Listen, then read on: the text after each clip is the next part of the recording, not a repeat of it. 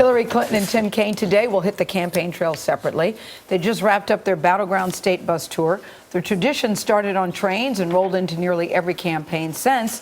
Each race for the White House has its own wild ride. John Dickerson has covered 6 presidential contests, count them 6. His new book is called Whistlestop, My Favorite Stories from Presidential Campaign History. John is, as you know, CBS News political director and also moderator of Face the Nation. Good morning again. Good morning again, Yeah. Charlie. Also a certified genius. Yeah, that Everybody's too. got their copies of the book. It's very good. We like a reading circle here. Bought them, wouldn't you? 437 pages. Yeah. Well, so here it is. You're saying that these are the stories that reporters talk at the bar at the end of the day. Right, because what we're doing is we're just telling the great stories of campaigns, right? These wonderful arcs, these moments, because there's all of this striving and pressure and quick decisions made in first floor hotel rooms that lead to momentous outcomes and that lead to campaigns going up or down. I mean, Mr. Heilemann has written these kind of books too, and there's a certain excitement in the One narrative. review called it crack for political junkies, which I thought that was a nice way to describe it. nice, I think whether you're a political junkie or not, this is really a great read.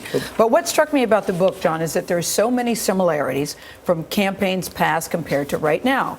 Can you give us a couple of examples? Kennedy and Carter together, George Wallace and Donald Trump together. I mean, they go all the way back to, you can go back to 1824. So I write about Andrew Jackson basically saying the people should be in charge, not the caucus of the insiders. That's basically what Bernie Sanders was saying. When Donald Trump said the system was rigged before he successfully won in the system, he sounded exactly like Jackson. So, and then as you mentioned, Kennedy and Carter. So there is this moment when Kennedy and Carter in 1980 are hoping to have their unity moment. Well, last week when we were watching Bernie Sanders, how much was Bernie Sanders going to back Hillary Clinton? It was the same thing they were wondering about Teddy Kennedy and Jimmy Carter. Kennedy didn't do anything close to what Sanders did, and that hurt And Carter then Carter had forward. to chase him around the stage. Yes, exactly. And they tried to choreograph something as well as it was choreographed for Sanders, and there was this sort of sad handshake in the picture of it.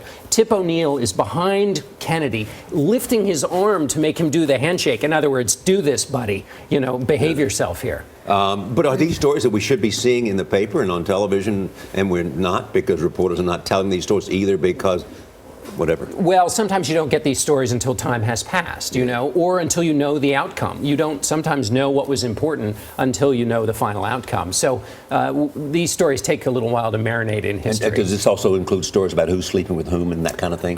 There's not. I'm trying to think if we've got. Well, one of the first stories is about a guy named James Thompson Callender, who was a scandal-monger journalist, who was responsible for the 2 biggest sex scandals at the beginning of the early republic. The one that ruins Alexander Hamilton, leads to the Reynolds pamphlet, and then the same scandalmonger is the one who first writes about Jefferson's affair with Sally Hemings, his slave.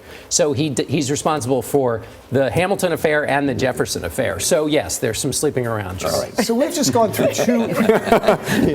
Just Charlie will now buy the book. just make sure We've just gone through 2 weeks of the most highly staged, choreographed events in political in our political lives, right? Conventions, where everybody's trying to create moments. But the moments that always seem to me to be more powerful are the moments that occur spontaneously. So just talk about the difference between that, what the impact is of the staged moment versus the spontaneous one. Well, conventions used to be great because there were things at stake. So in the book, in 1952, Eisenhower takes on Taft, right? And Taft has got the entire political machine wired. And Eisenhower makes this end run and basically at the convention steals some people wouldn't say steal, but basically takes the nomination away from Taft. Well, that's exciting in its own terms, but the conservatives who are angry about losing Taft basically arrange themselves into a conservative bloc that then leads to Goldwater, that then leads to Reagan. So you have these moments that are exciting not only in and of themselves, but also in the arc of a political party